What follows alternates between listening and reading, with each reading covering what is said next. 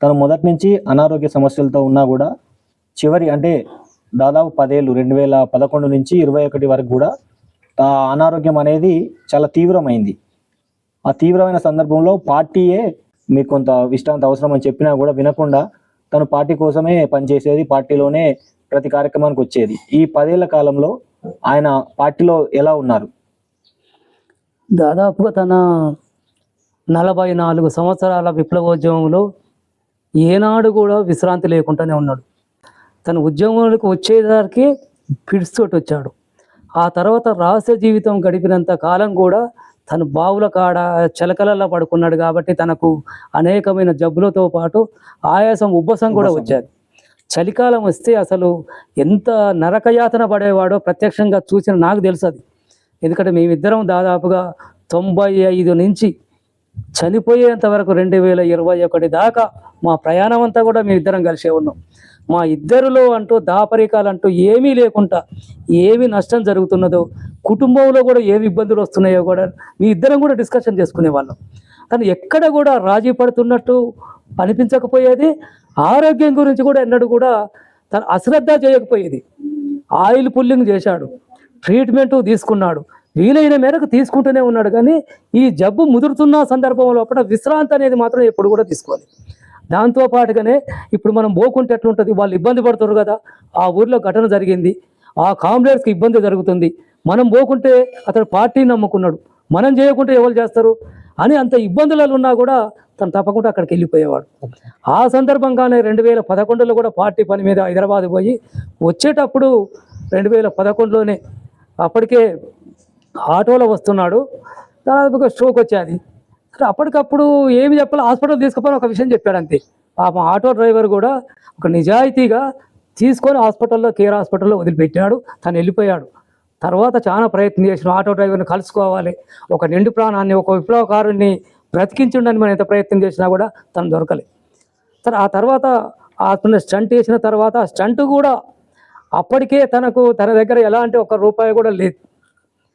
ఆ సందర్భంగానే నేను అంతకంటే ముందే సూర్యాపేటలో ఎంఆర్ఓ గారితో నేను మాట్లాడి తెల్ల రేషన్ కార్డును తనకు నేను ఇద్దరము తెచ్చుకున్నాం. ఆ తెల్ల రేషన్ కార్డు మూడంగానే పైసలు లేకుండా కూడా మొదగాలు ఆపరేషన్ జరిగారు. అట్లా అది అయిన తర్వాత కూడా విశ్రాంతి తీసుకోమన్నా కూడా ఎక్కడే తీసుకోలే. ఆ రోజు జిల్లా కార్యదర్శిగా రిలీవ్ అయ్యాడు అంతే. తప్పగాని జిల్లా కార్యదర్శి రిలీవ్ అయిన తర్వాత కూడా జిల్లా కార్యదర్శిగా ఎక్కువగా తనే పనిచేసేవాడు. ఆ బాధ్యత లేదు అనుకుంటానే నీకు నేను ఒప్పచెప్తున్నా, ఇప్పటి వరకు నువ్వు నాతో ఎట్లున్నావో ఈ ఉద్యమాన్ని కాపాడుకునేందుకు కూడా నీ పట్ల ప్రయత్నం అట్లేగా ఉండాలి. కార్యకర్తలకు అండగా నిలబడాలి, గ్రామాలను అంటిపెట్టుకొని ఉండాలి, ప్రజల కష్టాలను మన కష్టాలుగా భావించాలని నిరంతరం దాన్ని జీవించినంత కాలం కూడా అనేవాడు. ఆ సందర్భంగానే రోజు రోజుకు క్షీణిస్తున్న సందర్భం లోపల కూడా అసలు పడుకున్నప్పుడు చొక్కించుకోవడం, బాగా అటు ఇటు తిరుగుతున్నప్పుడు ఇంజక్షన్ అప్పటికప్పుడు నరానికి ఇచ్చుకోవడం, ఆ తర్వాత ట్యాబ్లెట్లు వేసుకోవడం, అస్తమాకు ఇన్హేలర్ 1కి 2 సార్లు కూడా వేసుకొని పీల్చుకోవడం శ్వాస ఆడడానికి, ఇన్ని ఇబ్బందులు పడుతున్నా కూడా ఎక్కడ కూడా రాజీ పడే జీవితం తన నుంచి నేను చూడలేదు. ధైర్యంగా ఉండమని చెప్పాడు, ధైర్యంగానే తను ఉన్నాడు. లాస్ట్లో చూసినట్టుంటే ఇక కరోనా పీరియడ్లో కూడా మేము చెప్పాం, నువ్వు ఇప్పుడు బయటకు వెళ్ళొద్దు, నీ పరిస్థితి ఆరోగ్యం రోజు రోజు క్షీణిస్తున్నది, ఏదన్నా ఉంటే నేనే నీ దగ్గరకు వస్తాను కాబట్టి నువ్వు బయటికి రావద్దు అన్న. వాస్తవానికి తను కూడా ఎక్కడికి బయటికి రాలే. ఏదో ఒక సందర్భం అట్లొచ్చాడు ఇట్లా పోయాడు తప్ప కానీ కార్యకర్తలు కలవడం కానీ మాట్లాడడం కూడా చాలా తక్కువ అయిపోయాది. ఎట్లా కరోనా వచ్చిందో అర్థం కాలేదు. ఆ కరోనా అంటుకోవడం జరిగేది. దాదాపుగా 18వ తారీఖు నాడు ఖమ్మం స్పర్శ హాస్పిటల్ పోవడం జరిగేది. ఆ సందర్భంగానే 21వ తారీఖు నాడు అమరత్వం చెందడం జరిగేది. దానికంటే ముందే జరిగిన జిల్లా కమిటీ సమావేశంలో నేను చనిపోతే నా యొక్క బాడీని సూర్యాపేట మెడికల్ కాలేజీకి ఇవ్వాలని తీర్మానం చేపించి అదే బాధ్యత నువ్వే తీసుకోవాలని కూడా నాకు చెప్పాడు. తీర్మానం రాశాం. కానీ దురదృష్టవశాత్తు అప్పటికి కరోనా సందర్భం లోపల కరోనా డెడ్ బాడీలను మీరు తీసుకోవడం తన యొక్క చివరి కోరికను కూడా తీర్చలేకపోయాను బాధ నన్ను కూడా ఎప్పుడు కూడా వెంటాడుతున్న పరిస్థితి కూడా నేను ఎందుకంటే బాధ్యత కూడా నాకే చెప్పాడు, ఇది నువ్వే చూసుకోవాలి, తప్పకుండా నేను చనిపోయినా కూడా మళ్ళీ బ్రతికినట్టు ఉండాలి, నలుగురికి ఉపయోగపడాలి, జీవించిన కాలం ఎట్లాగైందో చనిపోయినప్పుడు కూడా నలుగురికి నేను ఉపయోగపడాలి అనే కాన్సెప్ట్ తోటి నా డెడ్ బాడీని మెడికల్ కాలేజ్కి ఇవ్వాలన్నా కూడా ఆ కరోనా సందర్భంలో ఇవ్వలేకపోయాం. అందుకని తన జీవితం అంతా కూడా ఎన్ని కష్టాలు, ఎన్ని ఇబ్బందులు, ఎన్ని నష్టాలు జరుగుతున్నా కూడా ఓర్చుకున్నాడు. తన గురించి ఏ రోజు కూడా తన గురించి ఆలోచించలేదు. ఇన్ని జరుగుతున్నా కూడా చాలామంది కామెంట్ చేశారు, మీ జనన్నకు హైదరాబాద్లో ఇల్లు ఉందాట కదా, ఇక్కడో ఇల్లు ఉందాట, కానీ చాలా దుర్మార్గంగా పార్టీ చీలుతున్నప్పుడు చాలా మంది ప్రచారం చేశారు. తను అందరికీ కూడా ఛాలెంజ్ చేసి చెప్పాడు, ఉంటే తీసుకోండి, అది ప్రజలకే, నాకు కాదు. ఉన్నదని మీరు అంటున్నారు కదా, లేదని నేను అంటున్నాను. ఒకవేళ ఉంటే అది ఎక్కడ ఉన్నదో మీరే తీసుకోమని కూడా ఛాలెంజ్ చేశాడు. 1 సంవత్సరం 2 సంవత్సరాలు అన్నారు, ఆ తర్వాత నోరు మూశారు. అతని మీద ఎన్ని అబండాలు వేయాలనుకున్నా కూడా అవి నీటి మీద రాతల లెక్కనే పోయినాయి తప్ప కానీ ఏదీ నిలబడలేదు.